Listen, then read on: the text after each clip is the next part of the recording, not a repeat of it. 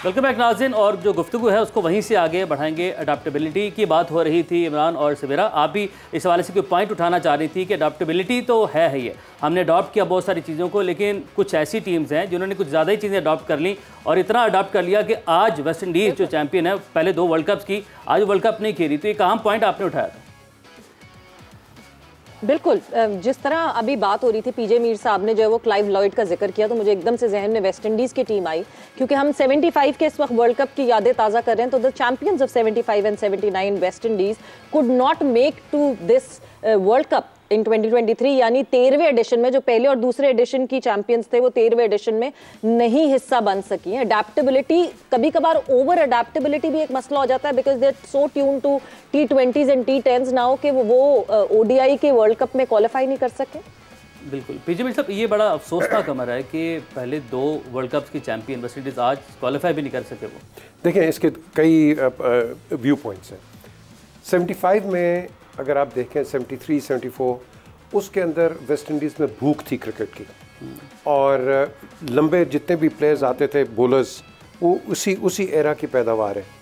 मुझे याद है 76 में जब मैं क्रॉम्पटन खेल रहा था तो नया एक लड़का आया था, जॉन गार्नर। उसका हाथ नज़र नहीं आता था स्क्रीन के ऊपर से, तो उसने गैरी सोबर्स को रिप्लेस किया हुआ था।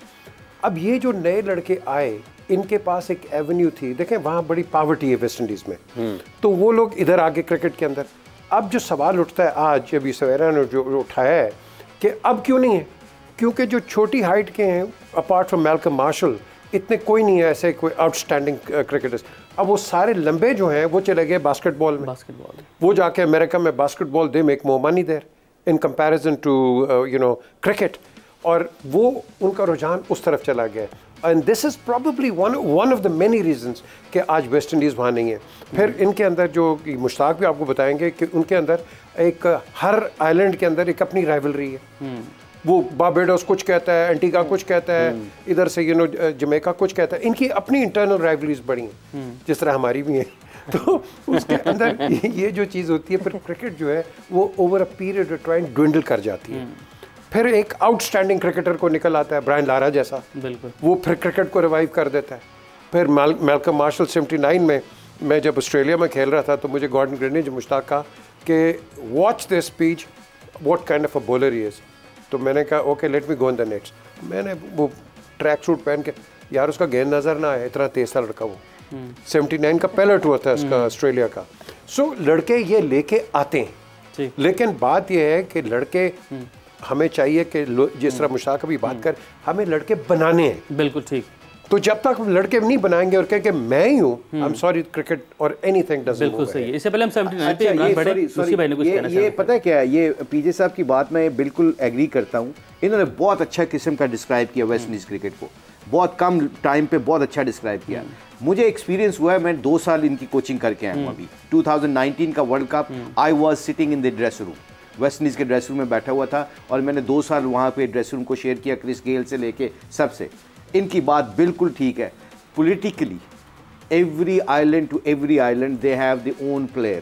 वो अपना ओन नहीं करते वेस्ट इंडीज टीम को। आई एम सॉरी टू से दिस, हार्श रियलिटी है, but this is the reality. अब क्या करते हैं, पैसा IPL वालों ने वेस्ट इंडीज क्रिकेट बोर्ड को फेंका है, 10% उनको पैसे देते हैं to let the player go to play IPL, because West Indian player एक फ्लेवर बन चुका है, एक ऐसा ब्रांड बन चुका है कि जो उनके प्लेयर जाके जिस लीग में भी खेलते हैं वो लीग को उठा देते हैं। उनके एक्शन, उनके आउट करने के स्टाइल, उनकी पावर हिटिंग, उनकी fast bowling, you can name whatever you want to, but the end of the day जो स्टोरी है ना, वो इसलिए वहां पे उनकी क्रिकेट नीचे चली गई है कि उन्होंने बेसिक्स को छोड़ के पैसे के पीछे चले गए। उनकी ऑर्गेनाइजेशंस भी, उनके आइलैंड्स भी, और उनके प्लेयर्स भी। अब they are very coachable team. ये कोचेबल टीम का जब मैं कहता हूं ना एज ए कोच, कि उनके अंदर इतनी हंगर है अभी भी, क्योंकि जैसे पीजे साहब ने कहा ना, गरीबी है वहां पे, गरीब लोग हैं, तो अभी भी जाके आप किसी को, निकोलस पोरन को कहो, क्रिस गेल को कहो कि तुमने ये ठीक करना, कितना बड़ा नाम है, वो still he wants to learn. मगर क्या करते हैं कि जब उनको कहते हैं ना कि उनके गोल्स डिफरेंट हो चुके हैं, पैसा इतना आ गया T10 में, 2020 में, they don't bother to play red ball cricket. आप रेड बॉल क्रिकेट नहीं खेलते, बाउंसर्स को नहीं खेलते, आप 2020 में भी एक्सपोज होना शुरू हो जाते हैं। सो ये गेम जितनी मर्जी 75 से लेके till the day of judgement.